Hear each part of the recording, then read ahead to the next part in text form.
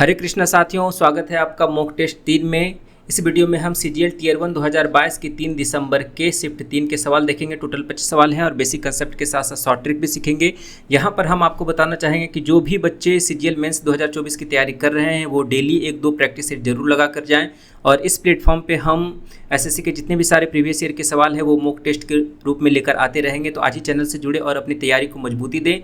तो चलिए हम 25 सवालों को देखते हैं फटाफट और सॉल्व करते हैं और जानेंगे कि कैसा रहा था इनका पेपर। तो हम पहला सवाल है दोस्तों। सवाल दिया हुआ है, कौन गोलाकार सिलेंडर की त्रिज्या जिसकी ऊंचाई का 3 गुना है और सिलेंडर की ऊंचाई 2.1 सेंटीमीटर है, तो सिलेंडर का आयतन क्या होगा। तो यहाँ पर देखिए कि हमने आपका फिगर भी ड्रॉ किया और इसके साथ एसोसिएटेड फार्मूले भी हमने यहाँ पर लिखा है। तो यहाँ पर देखिए कि सबसे पहले हम क्या करेंगे कि इसकी रेडियस निकालेंगे। तो रेडियस कितना हो जाएगा, रेडियस जो है ऊंचाई का 3 गुना है और ऊंचाई कितना है 2.1 सेंटीमीटर। तो रेडियस कितना हो जाएगा 6.3 सेंटीमीटर। ठीक है, तो वॉल्यूम कितना हो जाता है पाई आर स्क्वायर एच 22/7 गुना आर कितना है 6.3 गुना 6.3 और गुना एच कितना है 2.1 सेंटीमीटर। इसको फटाक से गुना करेंगे 7×63। ठीक है, तो यहाँ पे डिजिटल सम लगाकर भी हम चेक कर सकते हैं। तो देखते हैं कि डिजिटल सम हमारा कितना कितना आ रहा है। 2 2 4 4 8 6 8 14 5 19 और 9 1 10। यहाँ पर 1 आ रहा है। 9 4 13 1 14 7 21 2 23। यहाँ पर 5 आ रहा है। 6 8 14 4 18 2 20 और 3 23। यहाँ पर 5 आ रहा है। 9 5 14 1 15 6 21 2 23। यहाँ पर भी 5 आ रहा है। ठीक है दोस्तों, तो यहाँ पर डिजिटल सम नहीं लगेगा क्योंकि यहाँ पर देखिए कि तीनों के केस में हमारे पास 5-5 आ रहे हैं। तो यहाँ पर आप मैनुअली कैलकुलेट कर लीजिए कि कितना आ रहा है। 22 नमा कितना हो जाएगा 198 और 21 गुना 63 21 तिहाई 63 के 3 बाकी 6 21 6 का कितना हो जाएगा 126 और 6 132। तो 113.23 से गुना करें। 13.23 को हम 13.3 मानकर गुना करते हैं, 133 से गुना करते हैं। तो कितना आ रहा है 8 तिहाई 24 के 4 हाथ में 2 8 तिहाई 24 प्लस 9 तिहाई 27। 24 और 27 कितना हो जाएगा 51 और 2 53 के 3 बाकी 5 8 और 3 11 और 27 38 5 43 और 9 3 12 और 4 16 1 1 2 263 समथिंग आ रहा है। ठीक है, तो यहाँ पर आप देख सकते हैं कि 263 के आसपास में कौन सा नंबर है, तो 261 है। तो यही हमारा आंसर हो जाएगा। तो चलिए अगले सवाल की तरफ बढ़ते हैं। अगला सवाल है कि 5 पुरुष और 8 महिलाएं एक साथ काम करके 12 दिनों में काम को पूरा करते हैं, जबकि 3 पुरुष और 7 महिलाएं मिलकर उसी काम को 15 दिनों में पूरा करते हैं। तो 11 महिलाएं एक ही काम को कितने दिनों में पूरा करेंगे। ठीक है, तो यहाँ पर देखिए कि सबसे पहले हम पुरुष को महिला को है ना, पुरुष को जो है हम m से डिनोट करते हैं कि इसकी इफिशियंसी m है। तो 5 की इफिशियंसी कितनी हो जाएगी 5m प्लस 8 वोमेन की इफिशियंसी को हम w से डिनोट करते हैं और ये टोटल मिलकर कितने दिन में काम को पूरा करते हैं 12 दिन में। तो ये हमारा टोटल वर्क हो गया और इधर से हम टोटल वर्क इक्वेट करेंगे तो हमारे पास कितना आ जाएगा 3m प्लस 7w गुना 15। ठीक है, तो यहाँ से मेन और वोमेन का एफिशिएंसी रेशियो निकाल लेंगे। 3 चौका 12 और 3 पचे 15। यहाँ पर देखिए कि 5 चौका 20 और 5 तिहाई 15। 20 में से 15 जाएगा, 5m बचेगा इधर और इधर बच जाएगा 7 पचे 35 माइनस 32w। तो यहाँ पर 3w हो जाएगा। तो m और w का जो रेशियो होगा दोस्तों हमारे पास कितना निकल कर आ जाएगा 3/5। तो हमारे पास टोटल वर्क निकाल लेंगे। टोटल वर्क हमारा कितना हो जाएगा, तो किसी के भी साथ हम m और w का रेशियो जो है इक्वेट करके वर्क निकाल सकते हैं। तो 5 गुना m की जगह 3 रखें, 5 तिहाई 15 प्लस 40 कितना हो जाएगा 55 और गुना 12। ये हो गया हमारा टोटल वर्क डिवाइडेड बाय 11 महिलाएं उस काम को कितने दिन में पूरा करेंगे। तो 11 महिलाएं तो 11 वोमेन हो जाएगा। तो 11 गुना वोमेन का एफिशिएंसी कितना है 1 का 5। ठीक है, तो 55 खत्म हो जाएगा। तो ये बन जाएगा हमारे पास 12 दिन में काम को ख़त्म करेंगे। तो हमारा जो आंसर हो जाएगा ऑप्शन 1 हो जाएगा। चलिए अगले सवाल की तरफ चलते हैं। तो हमारा जो अगला सवाल है दोस्तों, सवाल दिया हुआ है कि study the given table and answer the question that follows. यहाँ पर देखिए कि डेली वेज ऑफ 50 एम्प्लॉय 50 कर्मचारियों का जो है डेली वेज दिया हुआ है कंपनी का। इन द टेबल आपसे पूछ रहा है कि एवरेज वेज जो है ये इन चारों में से कौन सा कथन जो है सत्य है। ठीक है, तो यहाँ पर आप देखते हैं कि आपके पास डेली वेज इंटरवल दिया हुआ है 80 से 90, मतलब कोई फिक्स वैल्यू नहीं दिया हुआ है, इंटरवल में दिया हुआ है। तो जब भी इंटरवल का केस आए दोस्तों तो हम इसका एक मिडल वैल्यू लेते हैं। ठीक है, तो 80 और 90 का मिडल वैल्यू कितना हो जाएगा 80 85 90 के 5 के अंतराल पे ये आगे बढ़ रहा है। ठीक है, तो इसका 5 हो जाएगा 85 हो जाएगा, इसका 95 हो जाएगा और इसका 105 हो जाएगा, इसका कितना हो जाएगा 115 और इसका जो हो जाएगा 100 25। ठीक है, तो डेविएशन मेथड से हम इसको लगाकर आंसर निकाल सकते हैं। तो यहाँ पर देखिए कि पहले हमारे पास क्या है, 85, 95, 105, 115 और 125। ठीक है, तो हम मान लेते हैं कि हमारा जो एवरेज है वो 105 है। ठीक है, तो हम यहाँ पर 105 लिखेंगे। ठीक है, और 85 में कितने नंबर ऑफ एम्प्लॉय हैं, तो यहाँ पर देखिए कि 9 हैं, यहाँ पर कितने हैं तो 3 हैं, यहाँ पर कितने हैं तो 31 हैं, यहाँ पर कितने हैं 5 हैं, यहाँ पर कितने हैं 2 हैं। ठीक है, तो हमने मान लिया कि मेरे पास जो है एवरेज है 105। ठीक है, तो डेविएशन लगाएंगे कि 85 में से 105 जाएगा तो कितना बचेगा, तो आप कहेंगे कि -20 बचेगा। ठीक है, 95 में से 105 जाएगा तो कितना बचेगा, तो आप कहेंगे -10 बचेगा। 105 में 105 जाएगा तो 0 बचेगा। ठीक है, और 115 में 105 जाएगा तो 10 बचेगा। 125 में से 105 जाएगा तो 20 बचेगा। ठीक है, तो आप अब यहाँ पर देखिए कि नंबर ऑफ पर्सन से इसको गुना करिए। ये तो एवरेज हो गया, नंबर ऑफ पर्सन से गुना करेंगे तो 20 × 180, ये 180 हो जाएगा, -30 ये हो जाएगा 0, 10 × 5 50 और 20 दूनी 40। तो 50, 40, 90 टोटल डेविएशन देखिए कि कितना बन रहा है हमारे पास, तो 90 हो जाएगा। 30 में से 90 में से 30 जाएगा 60 बनेगा, तो 180 में से 60 -120 बनेगा।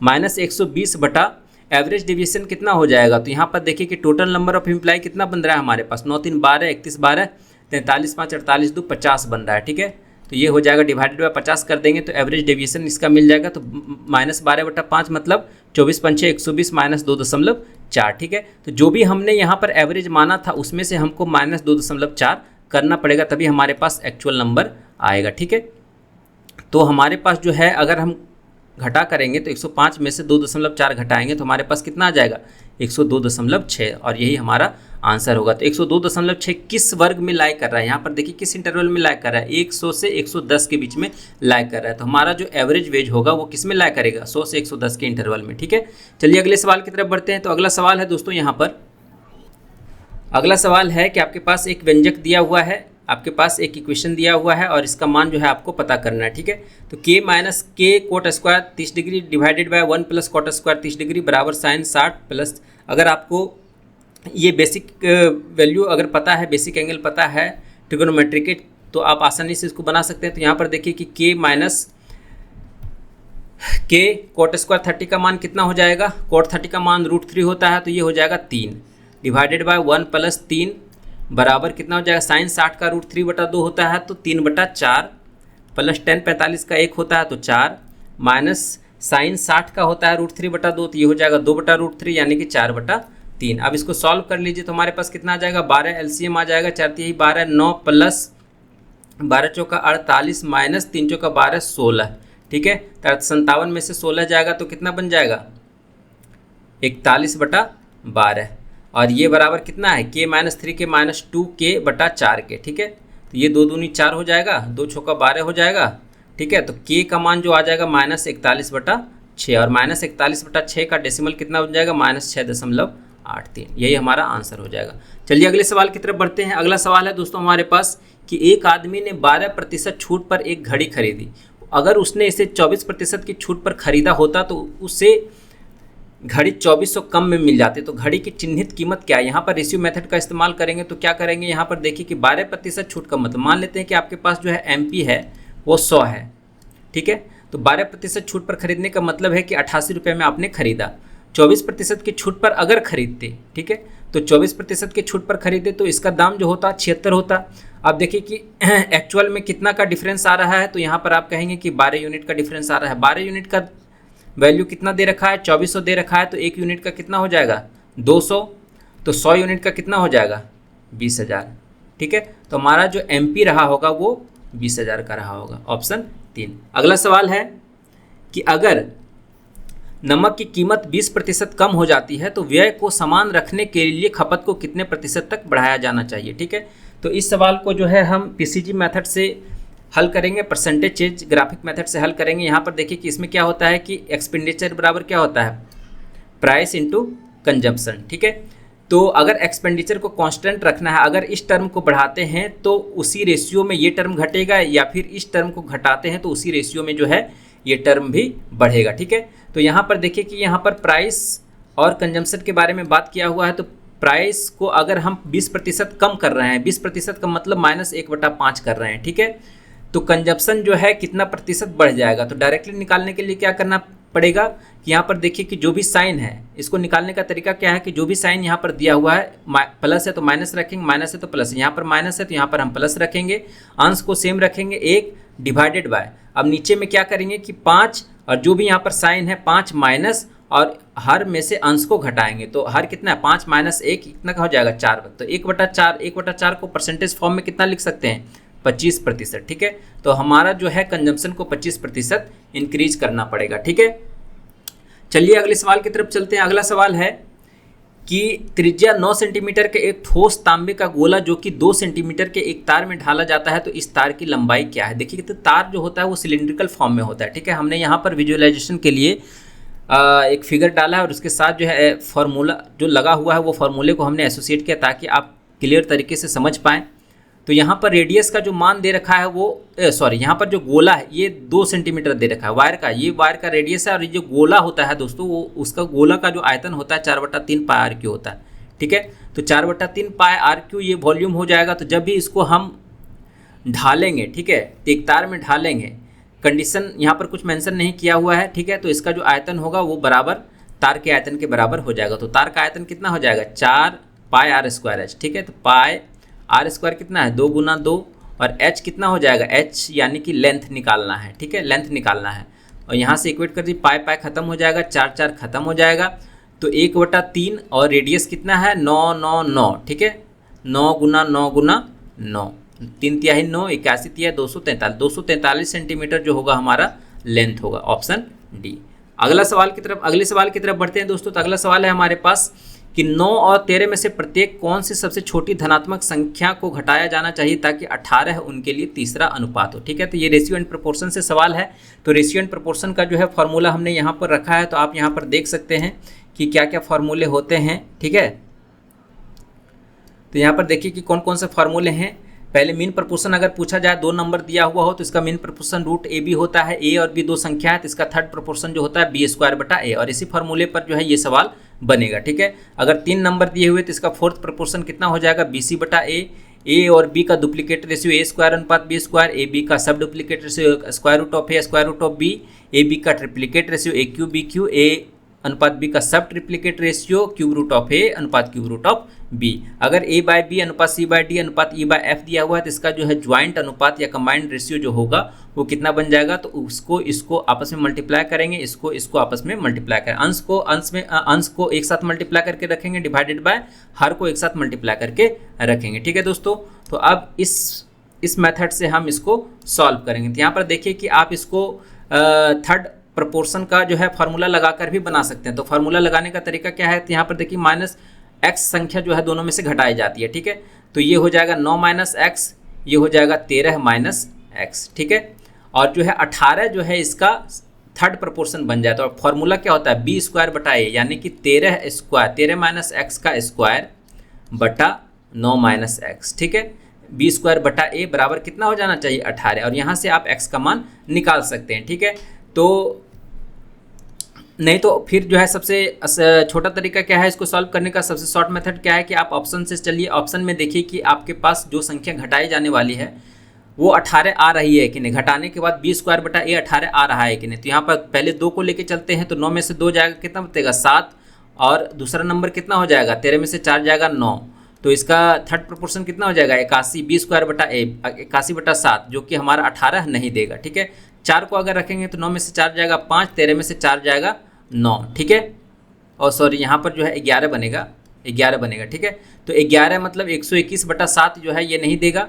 4 घटाएंगे तो ये हो जाएगा 9 में से 4 जाएगा 5 और 13 में से 4 जाएगा 9, और 9² 5 करेंगे तो क्या ये आ रहा है 18, नहीं आ रहा है, ये भी नहीं होगा। 3 घटा के रखेंगे, 9 में से 3 जाएगा 6, 13 में से 3 जाएगा 10, 10² यानी कि 100/6 करेंगे, थर्ड प्रोपोर्शन 18 नहीं आ रहा है।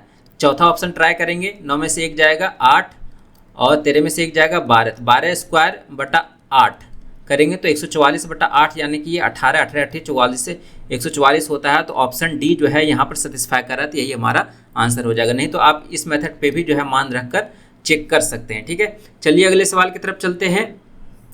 तो अगला सवाल है हमारे पास दोस्तों कि एक कंपनी ने 700 पुरुषों और 300 महिलाओं को रोजगार दिया।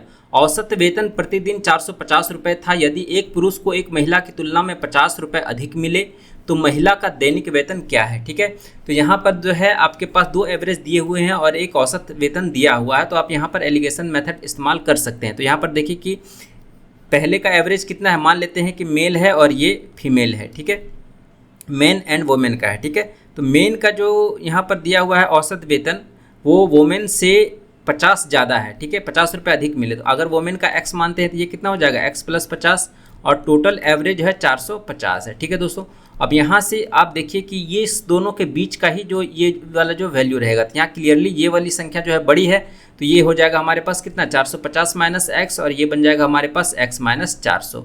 और ये जो एलिगेशन का जो रेशियो होगा वो कितने के बराबर होगा, संख्या के बराबर होगा। ठीक है, तो 700 मेन है और 300 वोमेन है, तो यहाँ पर संख्या कितना हो जाएगा 7:3 मेन और वोमेन का। ठीक है, इसको क्रॉस मल्टीप्लाई करेंगे और हमारा आंसर निकल कर आ जाएगा। तो 45 तिहाई 135 यानी कि 1350 - 3x बराबर 7x - 2800। अब यहाँ से x का मान निकाल लेंगे तो 7 × 10x बराबर 28, 280 प्लस 135 कितना हो जाएगा 5, 8 3 11, 2 1 3 1 4, 41, 50 और ये x का मान निकल कर आ गया 415। और यही हमको निकालना था, वोमेन का ही आपका महिला का दैनिक वेतन जो एवरेज है वो निकालना था, जो कि हमारा आंसर है 415। अगला सवाल है कि ABC are 3 angles of a triangle A - B दिया हुआ है, B - C दिया हुआ है, तो A का मान आपसे पूछ रहा है। तो अगर आपके पास है ना दो इक्वेशन दिए हुए हैं, A - B बराबर 45 डिग्री, B - C बराबर 15 डिग्री और तीसरा इक्वेशन होता है A + B + C बराबर 180 डिग्री। त्रिभुज के तीनों कोनों का योग 180 डिग्री। ठीक है, आप इसको सॉल्व कर लेंगे तो A का मान यहाँ से A का मान निकालना है तो A को एज इट इज़ रहने देंगे, B का मान निकालना है तो A के टर्म में रखेंगे तो कितना आ जाएगा, B बराबर लिख सकते हैं A - 45। ठीक है, प्लस C को कितना लिख सकते हैं B - 15। ठीक है, और B - 15 तो B को कितना लिख सकते हैं यहाँ से हम B को कितना लिख सकते हैं A - 45, यानी कि इस B को हटा के हम डायरेक्टली लिख सकते हैं A - 45। ठीक है, -15 बराबर 180। ठीक है, तो यहाँ पर 3A आ गया, 3A और 45 45 90 और 15 105, तो ये कितना हो जाएगा 105 प्लस 180 285। यहाँ से 3 × 27 और 3 × 5 15, यानी कि A का मान जो आ जाएगा दोस्तों वो हो जाएगा 95 डिग्री। ठीक है, ऑप्शन 3।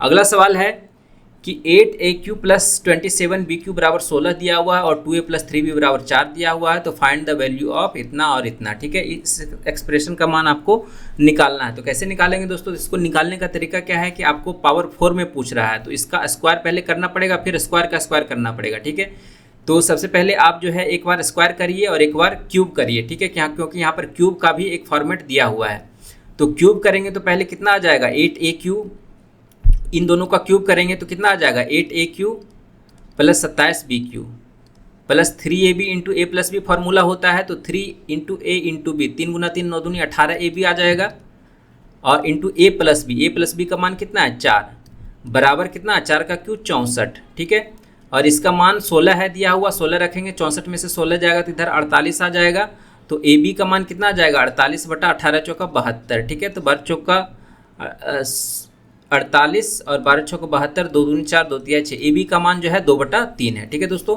अब यहाँ पे हम एक बार स्क्वायर करना पड़ेगा यहाँ पे, तो स्क्वायर करेंगे तो कितना आ जाएगा 4A² plus 9B² plus 2 × A × B, 2 दूनी 6 दूनी 12 AB, तो 12 गुना AB का मान कितना है 2/3 बराबर 4 का स्क्वायर 16, 3 चौका 12, 4 दूनी 8, तो इसका मान कितना आ जाएगा बराबर 8।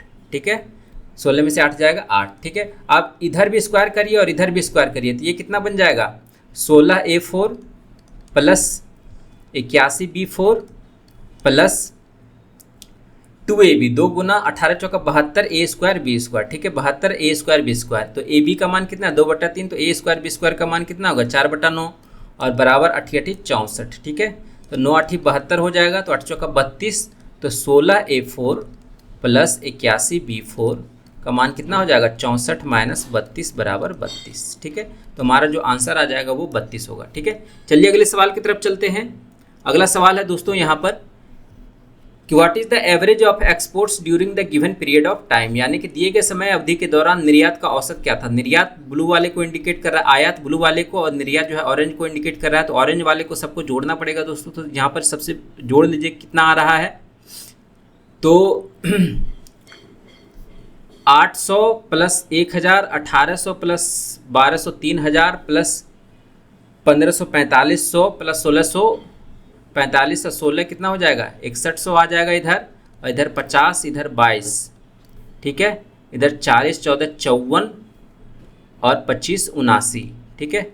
और यहाँ से कर लीजिए कितना आ रहा है, 9 2 11, 7 1 8, 2 10, 5 15, 1 1 2 62, 51, ठीक है। इसका एवरेज कितना हो जाएगा, 1 2 3 4 5, 5 ईयर है हमारे पास, तो 5 12 पंचे 60, ठीक है,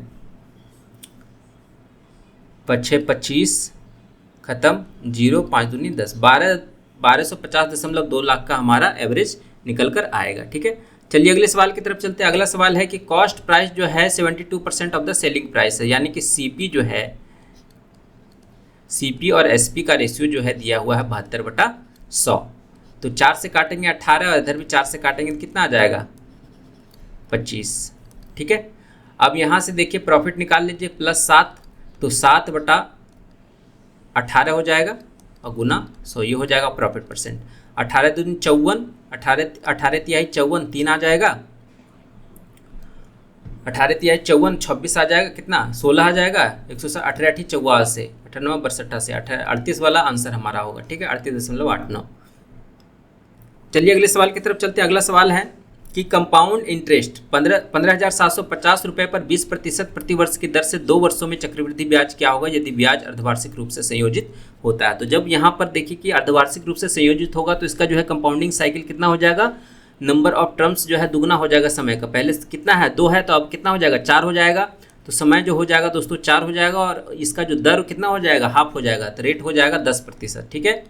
तो रेट हो जाएगा आपके पास 10%। तो इसका हम रेशियो निकाल लेंगे कि इसका कंपाउंड का रेशियो कितना होता है। तो 10 का 1 मान लेते हैं, हमारे पास कितना है 10% मतलब 1/10। तो समय 4 अवधि के लिए, तो 10⁴ को हम ले लेते हैं, मूलधन मान लेते हैं, ठीक है। और यहाँ से हम निकाल लेंगे तो कितना निकलेगा, इसका रेशियो कितना आता है 4A 6B 4C और 1D, ठीक है। ये रेशियो आता है। ए का मान यहाँ से कितना हो जाएगा, ए का 10% निकालेंगे, 10,000 का 10%, यानी कि 1/10, यानी कि ये हो जाएगा 1000। बी कितना निकलेगा, जो ए निकला है उसका 10%, ठीक है। तो ये हो जाएगा 100। और सी कितना निकला है, 100 का 10% हो जाएगा 10, और डी कितना निकला 10 का 10% 1, ठीक है। अब सबको आपस में मल्टीप्लाई करेंगे तो हमारे पास कितना आ जाएगा रेशियो, टोटल सम कितना आ जाएगा, 4 गुना 1000 4000, 6 गुना 600, 4 गुना 10 40, और ये 41, ठीक है। तो 4641 हमारा टोटल कंपाउंड इंटरेस्ट बन रहा है 4 साल का, जब हम मूलधन 10,000 माने थे, ठीक है। तो 10,000 का मान जो है दिया हुआ है दोस्तों 15,750, ठीक है। तो 10,000 का मान जो दिया हुआ है वो 15,750 दिया था। हमको निकालना कितना, 4641 का मान निकालना, 4641 का मान। तो ये हो जाएगा 15,750 गुना 4641 बटा 10,000। आप यहाँ पे डिजिटल सम भी लगाकर बना सकते हैं। तो सबका डिजिट सम चेक कर लीजिए कितना आ रहा है, 5 2 7 1 8 3 11, 2 13 5 18, यहाँ पर 9 आ रहा है, 3 3 6 7 13, 5 18, यहाँ पर भी 9 आ रहा है, 7 3 10 5 15 9 24, 7 31 और 5 36, यहाँ पर भी 9 आ रहा है, 7 3 10 9 19 5 24, 7 31 5 36, यहाँ पर भी 9 आ रहा है। तो आपको निकालना पड़ेगा, ठीक है। तो निकालेंगे कैसे दोस्तों, यहाँ पर सबका डिजिटल सम जो है 9 ही आ रहा है, तो आपका जो है आंसर नहीं निकलेगा इस मेथड से। तो आपको गुना करना पड़ेगा। तो गुना करेंगे फटाक से, तो हमारे पास कितना आ जाएगा, 4641 है और 1575 है, ठीक है। तो इसको हम देखिए कि यहाँ पर देखिए कि टोटल जो है लास्ट 3 डिजिट हम निकाल के पता कर सकते हैं, ठीक है। तो यहाँ पर देखिए 975 है, यहाँ पर 575, तो 975 जो आएगा वही हमारा, सॉरी 575 जो आएगा वही हमारा आंसर हो जाएगा। तो लास्ट 3 डिजिट निकाल लीजिए, 5 गुना 5, 5 का 20 और 7 27, 7 बाकी 2, 6 5 30 और 5 35, 35 और 28 कितना हो जाएगा 63 और 2 65, ठीक है। तो 575 आ रहा है, तो 575 वाला जो है ऑप्शन हमारा आंसर हो जाएगा, ठीक है। चलिए अगले सवाल की तरफ चलते हैं। अगला सवाल है दोस्तों कि एक पुलिसकर्मी 500 मीटर की दूरी पर एक चैन स्नैचर को देखता है। वह चैन स्नैचर का पीछा करना शुरू करता है जो कि 5 मीटर प्रति सेकंड की गति से दौड़ रहा है, जबकि पुलिस जो है 15 मीटर प्रति सेकंड की गति से उसका पीछा कर रहा है।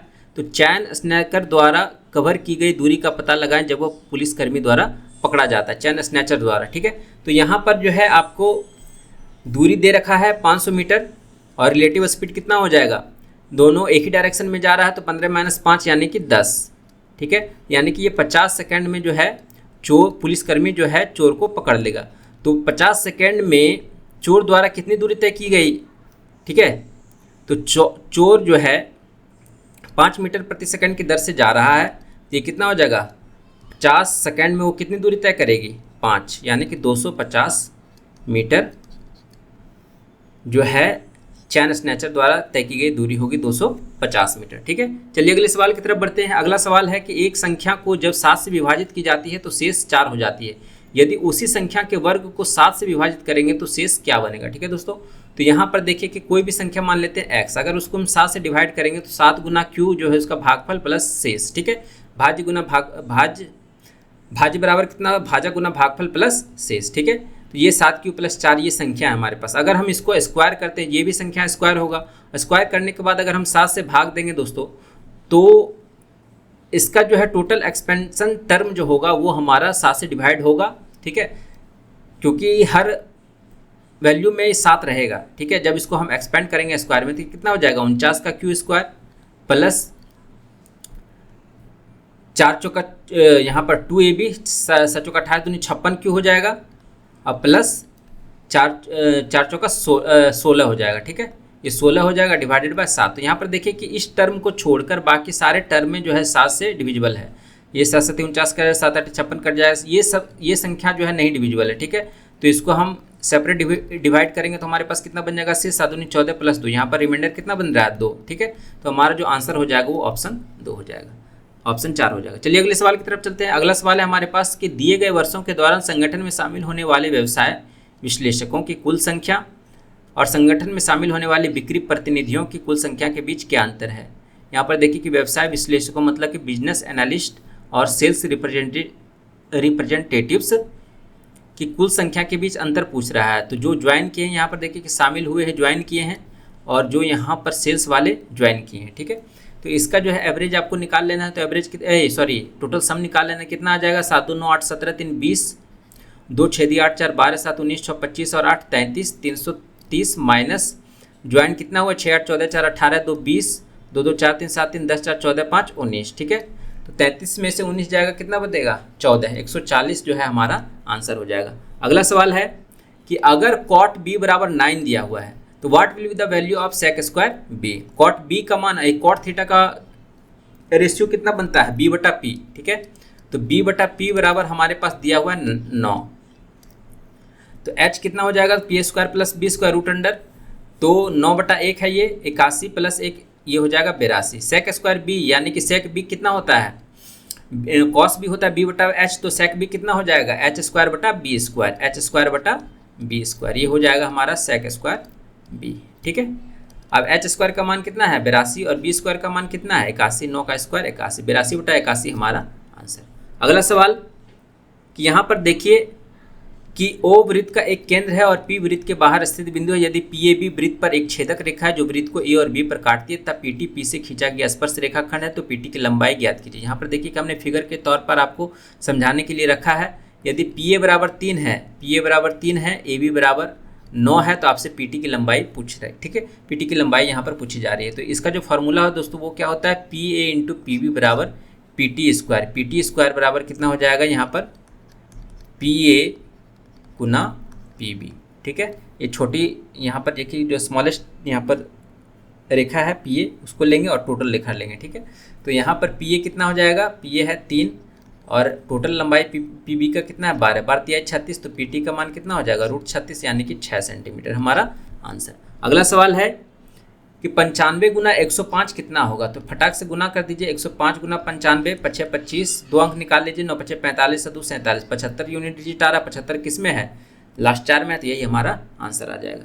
अगला सवाल है कि the LCM of two number is 120, the numbers are in the ratio 3:8, the sum of the number आपसे पूछा जा रहा है और नंबर का रेशियो दिया हुआ और उसका एलसीएम आपको दिया हुआ, लघुत्तम समावर्त दिया हुआ है। ठीक है, तो 8 और 3 का एलसीएम कितना हो जाएगा, 8 तिहाई 24, 24 यूनिट बराबर कितना हो जाएगा 120, 1 यूनिट बराबर कितना हो जाएगा 5, तो नंबर कितना हो जाएगा 8 3 11, 11 यूनिट का मान कितना हो जाएगा 11 5 5 55। ठीक है, तो हमारा जो आंसर आ जाएगा वो 55 आ जाएगा।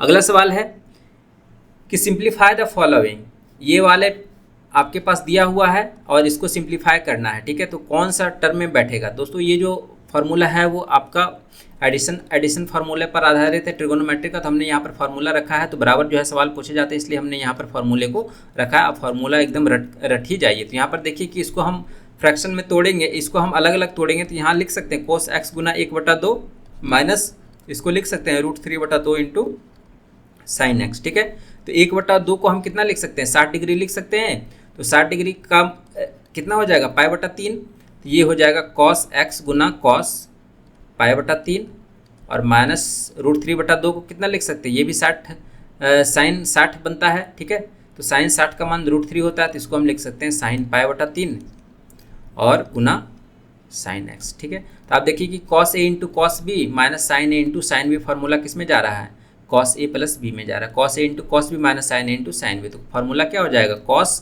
x plus π/3। ठीक है दोस्तों, तो π/3 प्लस x हमारा आंसर हो जाएगा। तो ये फार्मूला जो है एकदम रट ही जाइए।